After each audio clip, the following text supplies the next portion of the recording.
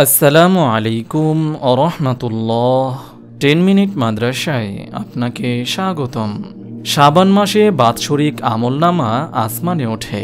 মানুষের আমলনামা মহান আল্লাহর দরবারে 4টি ধাপে উত্থাপন করা হয়।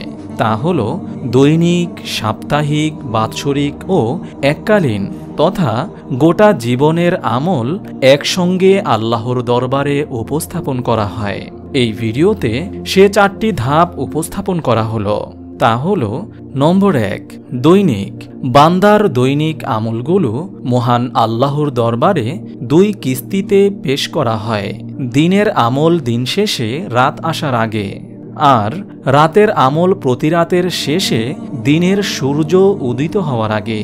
আবু মুসা রাদিয়াল্লাহু তাআলা আনহু বলেন, একবার রাসূল সাল্লাল্লাহু আলাইহি ওয়াসাল্লাম আমাদের সামনে 5টি কথা বলেন।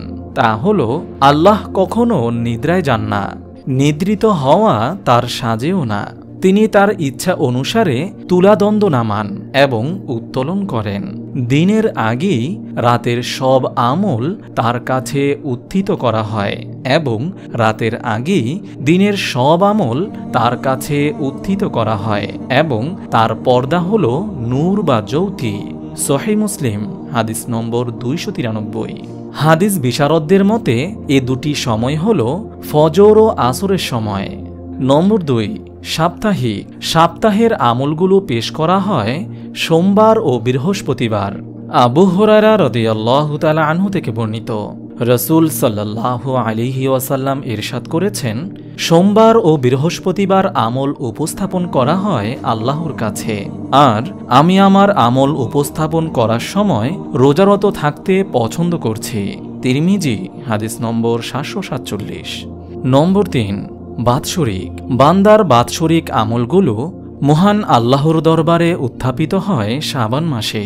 ওসামা ইবনে যায়েদ রাদিয়াল্লাহু তাআলা আনহু বলেন, একদিন আমি রাসূল সাল্লাল্লাহু আলাইহি ওয়াসাল্লামকে প্রশ্ন করলাম, হে আল্লাহর রাসূল, আপনি শাবান মাসে যেভাবে রোজা রাখেন অন্য মাসে তেমনটা রাখতে দেখি না।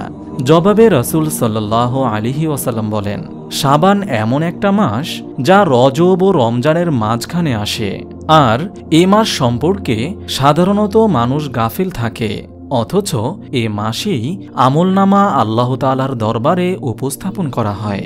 আমি চাই রোজা অবস্থাতেই যেন আমার আমলনামা পেশ করা হয়। নাসাই হাদিস নম্বর 2357। নম্বর 4, গোটা জীবনের আমলনামা। সর্বশেষ কিয়ামতের দিন বান্দার সারা জীবনের আমল মহান আল্লাহ তাআলার দরবারে পেশ করা হবে। পবিত্র কোরআনে ইরশাদ হয়েছে, আর মানুষের আমলনামা উপস্থিত করা হবে। তাতে যা লিপিবদ্ধ আছে তার কারণে তুমি অপরাধীদের ভীত সন্ত্রস্ত দেখবে। তারা বলবে, হায় আফসোস, এ কেমন আমলনামা! এটা তো ছোট বড় কোনো কিছুই বাদ দেয়নি, সবই এর মধ্যে আছে। তারা তাদের কৃতকর্ম সামনে উপস্থিত পাবে।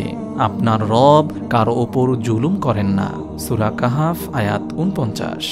মহান আল্লাহ তাআলা আমাদের সবাইকে শাবান মাসে বেশি বেশি ইবাদত বন্দেগী করার তৌফিক দান করুন, আমিন। আপনি যদি এরকম ভিডিও আরও পেতে চান তাহলে এই চ্যানেলটি সাবস্ক্রাইব করে পাশে রাখা বেল আইকনটি অন করে দিন।